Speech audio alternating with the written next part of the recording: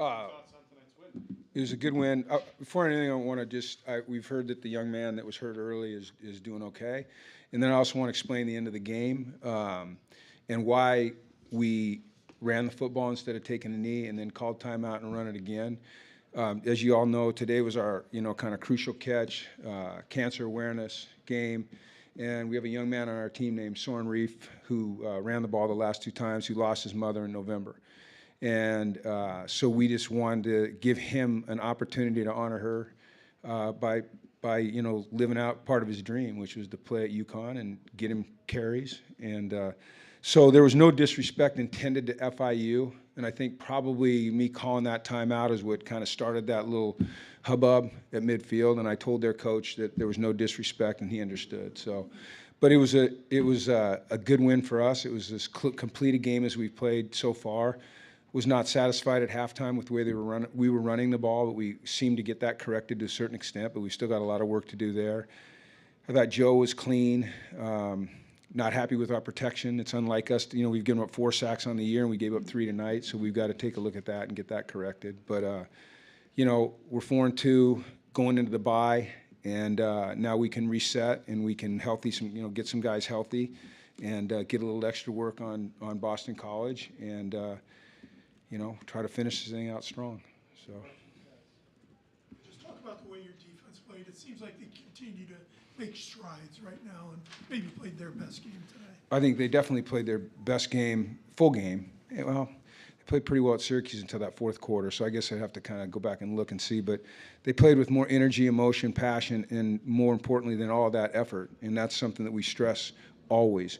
But this week we put a little bit more emphasis on it than really we ever have, and it's always one of our lead points of emphasis. But they embraced it, the challenge that we put towards them as coaches, and I expected them to do that, and now they've got to keep doing it.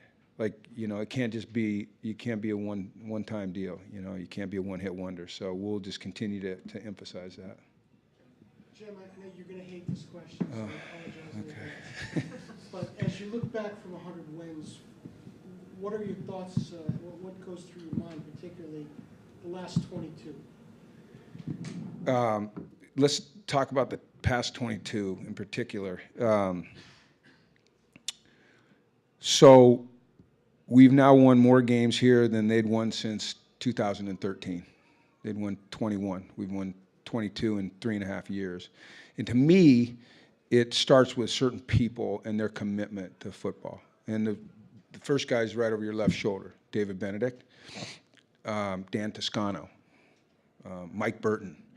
I'm going to stop right there, and I could keep going on and on and on and on and on and on. But without the support of Dom, without the support of all these people, we wouldn't be making the progress that we're making. And so, appreciate that. Appreciate the commitment that people are making.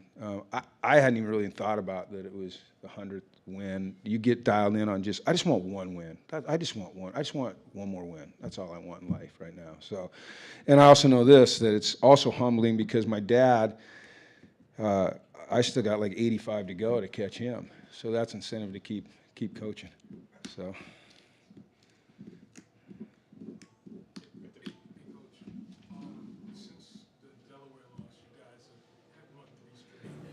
After that game, what did you say to your team, and what did your team say to you that?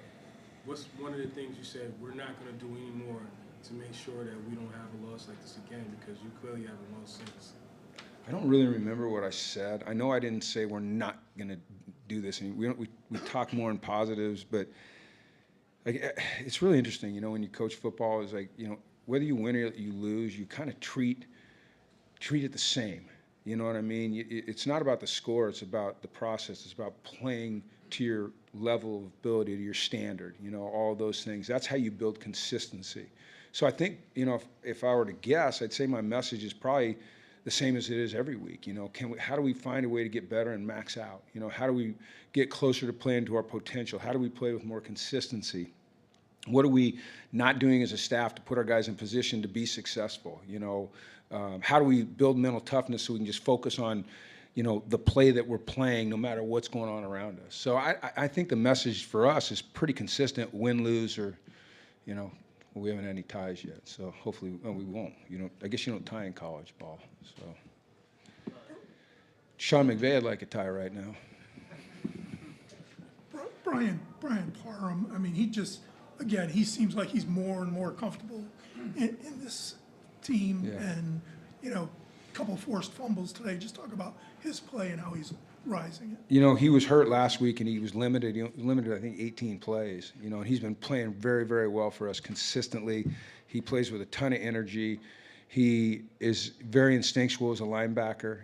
His ability to read and react and see things as they're happening and then react and get where he needs to be. He's one of the leading sack guys in the country, and now he's got the caused fumbles. But he's a guy we need on the field, because he brings juice, he brings energy, he brings consistency, all those things. He didn't play a year ago at this time. He wasn't on a football team. He wasn't playing football. So I think the fact that he's gone through that has made this so much more important to him. He recognized what his life is like without football, and now he's got it back, and he's going to capitalize on it. Jim, we heard, Sorry, Joe. Oh, no, age before beauty. Jim, we heard Peyton Manning and Ronnie Lott both use the phrase that you do things, quote, the right way. What does that represent to you? Well, those are two people I respect greatly, obviously. To hear them say that, like I said, use the word, it's humbling. I don't know that I always do things the right way. I know my intention is to. But to hear, two guys like that say that, and Ronnie, Ronnie's been a lifelong idol of mine. I first met Ronnie Lott when I was in junior high. My dad was recruiting him, and he was at our house he was on his official visit at the University of Washington. I came home from a junior high basketball game, and Ronnie Lott was in my house, and I knew who he was at that moment. And so he's been, one of my heroes. And interestingly enough, yesterday morning, I showed our team a Ronnie Lott video. And I show our team every year, and just so happened to show it yesterday, because Ronnie epitomizes that I think everything that's right about, or how you should do things. So to hear those people say that, I don't know. I mean, it's just, like I said, it's humbling, because I don't think they're right. I don't do everything right. I try. It doesn't feel like Joe just keeps getting better. I mean, this week we see throwing on the run, we see deep balls connecting, career high at UConn. What can you say about the way that he's come along this year? The deep ball thing's been a point of emphasis, because you guys know, you've watched our games. We haven't really connected on those things. And so those guys have put in extra work. Every Thursday they're out there throwing deep balls. Joe's got a good surrounding cast. He's got guys that he trusts. He trusts the people up front. He trusts his receivers. He's going to throw it into tight spots. He's played a lot of football, and with that comes a lot of confidence. And, when you have success, that begets more success. And I think we're seeing that. And the thing about Joe is he's steady. Like, it doesn't change whether he's throwing, touchdowns or he's, struggling or he's getting hit. It just doesn't matter. And then I think the added thing the last couple of weeks we've seen that's really helped is his ability to tuck it and go. Now I just want to make sure he gets down. I don't like it when our quarterback is taking hits. So, but it's really fun to see him kind of take it to the next level. Coach, last one in the back. Last 4 games were pretty close before this one. What do you think it does for the overall confidence to have such a complete performance like that, especially heading into the bye, knowing you can get healthy? Well, I think, you know what, it's interesting. I think the confidence started to build in the tough win last week on the road. I felt there was a change when we were in the locker room after the game. Like, there was some confidence being built there. But confidence is a really tricky thing, and it's very, very fragile, and you have to keep earning that confidence by the way you work and the way you perform. So, yeah, it feels great, but quite frankly, it doesn't mean anything unless we keep rolling, and keep working the way we have during practice with the same intention and going out and playing well, because you can lose momentum and confidence really fast.